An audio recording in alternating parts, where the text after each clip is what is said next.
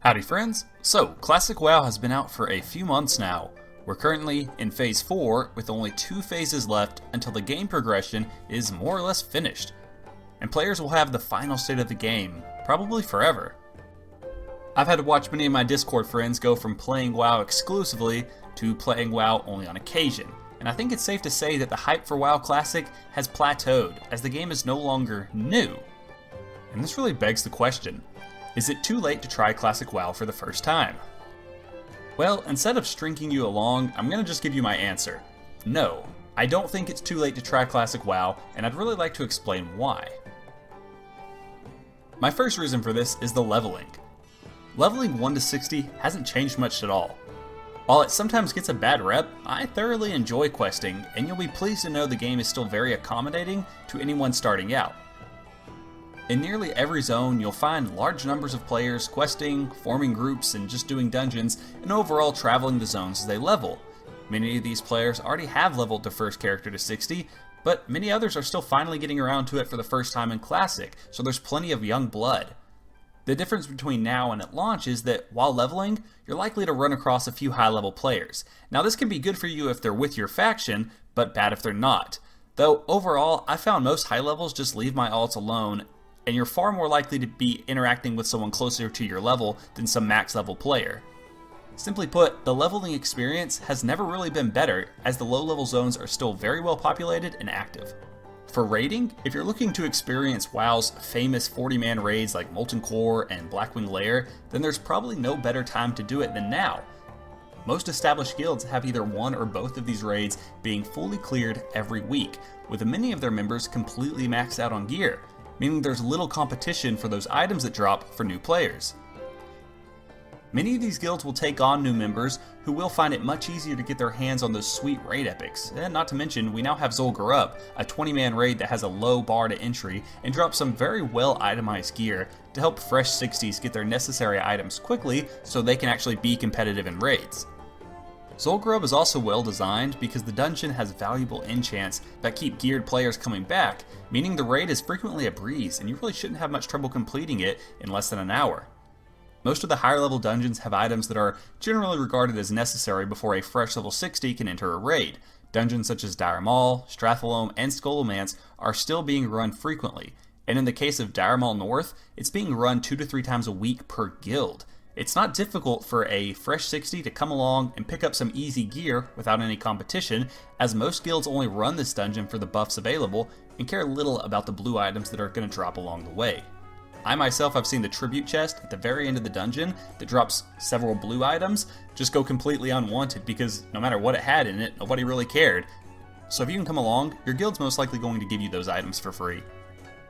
There are also 2 more phases that are coming that will bring some additional raids, one of which is the infamous Naxxramas. So if you think you'll get bored watching your guild farm Molten Core and Blackwing Lair like they're potatoes, you can still look forward to the progression of future raids, while many guilds will struggle to conquer, and players who go above and beyond will quickly be noticed. As a side note, I don't want to make it seem like the raids right now are inherently easy and require no thought or planning. My guild's only just recently completed Blackwing Lair, and still sweats a little bit on some of the harder fights. I can't say the same about Molten Core though, as most guilds have gotten to the point where the bosses are dead in seconds instead of minutes. Another benefit of starting Classic right now is you have some knowledge of what classes are in high demand. While the needs of every guild and server are going to be different, I found some of the classes that are in the most demand across the board are Restoration Shamans and Holy Paladins. In the case of Shamans, I've seen guild recruitments even accepting players as low as level 55 into Molten Core, with the hopes of gearing them up to 60 so they can add them to the roster. I can't speak as much to Paladins as I only raid on Horde, but I can imagine they're in a similar position. Restoration Druids, Warlocks, and Hunters are also heavily requested.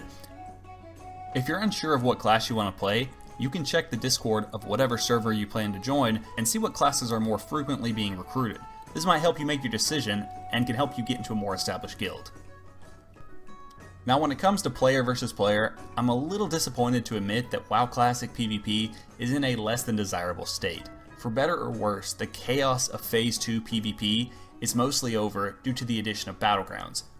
For those who aren't familiar, Phase 2 PvP brought the honor system into the game without bringing battlegrounds. So what it basically meant was the entire world turned into one battleground where anyone on a PvP server, even leaving their city, was likely to be ganked by the other faction. It was kind of chaotic and made the game hard to play. I'm a little sad to say the battleground situation isn't much better. In Warsong Gulch and Arathi Basin, you've got about a 50% chance to face off against another pre-made group, meaning the entire enemy team is a coordinated group with voice chat and having selected their class roles beforehand for an optimal composition. Basically, this means you're about to get stomped. And since it's easy to know when you're facing a pre-made, because the entire enemy team is going to be from one server, I've seen many teams give up before the battle even started, just knowing this. Combine this with the fact that engineering as a profession is basically required for competitive PvP, and you'll find casually PvPing is pretty difficult to do, as in most of the fights you're just trying to keep your head above water. Alterac Valley, the epic 40 vs 40 Snow Valley battleground, isn't a whole lot better either, as Horde have an extensive 2-hour queue, but they have almost a guarantee win, and Alliance have a 2-minute queue and almost a guarantee to lose. I personally have lost maybe 2 Alterac Valleys in the last several months. I'm not complaining that we won, but it just doesn't seem enjoyable when I know I'm going to win, but I still have to wait 2 hours to get in. It'd be a lot more fun if a win was something I was unsure of and I had to really apply myself in order to get it. I have found World PvP to be a lot more enjoyable, but it has become a battle of numbers. When Horde and Alliance face off, the victor is likely the side that has the most numbers. And considering how most servers lack a 50-50 balance, you'll learn quickly if your faction is the server underdog or not. So if you are the underdog on your server, just know that this means you have to try a little bit harder in order to get into your raids or farm materials throughout the world.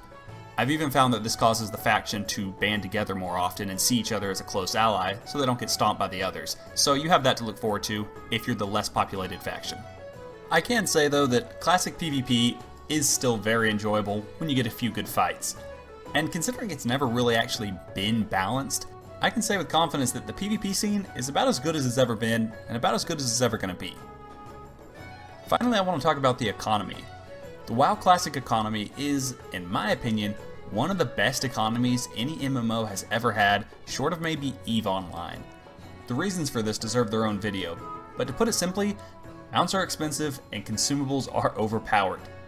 Take potions like the Free Action Potion.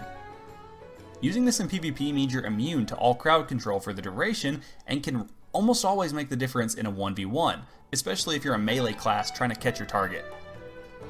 Or potions like the Greater Frost Protection Potion. Pop one of these before you fight a mage and you'll be laughing as your opponent tries to figure out why you're absorbing all their damage. Now, does your guild want a Thunder Fury for their main tank? Well, that's going to cost you 100 Arcanite bars to craft. And how do you get these? Well, someone has to mine rich thorium in the world and has a small chance each yield to get themselves an Arcane Crystal. That Arcane Crystal needs to be traded to an alchemist who can transmute it into an Arcanite bar. But since they can only do this once every 20 hours, they're not going to do this for free. And considering every guild wants 1 or 2 Thunder Furies for their tanks, you better believe Arcanite bars are in really high demand, and so are the Arcane Crystals and the transmutes required to make them. Looking to do Blackwing Lair? Well, it's highly recommended that you bring a Greater Fire Protection Potion. Want the best healing cloak in the game? A Leatherworker can make that for you, but it's not going to be cheap. Maybe you just got a fancy epic. Well, you'll better get that enchanted, and even if you're going to buy all the mats, the guy enchanting it is going to expect a tip.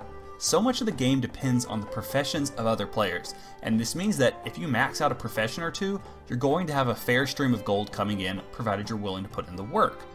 One word of caution though is, I wish I could say all of this trading was fair and open.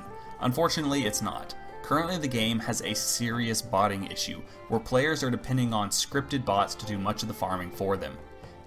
Multi-boxers are another problem too.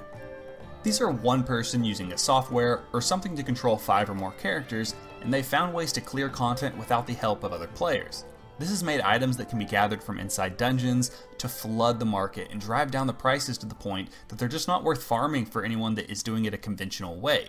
So while the WoW economy is bursting with buyers and sellers, not everyone is using fair means to obtain their supply, a problem I hope to see Blizzard crack down on soon.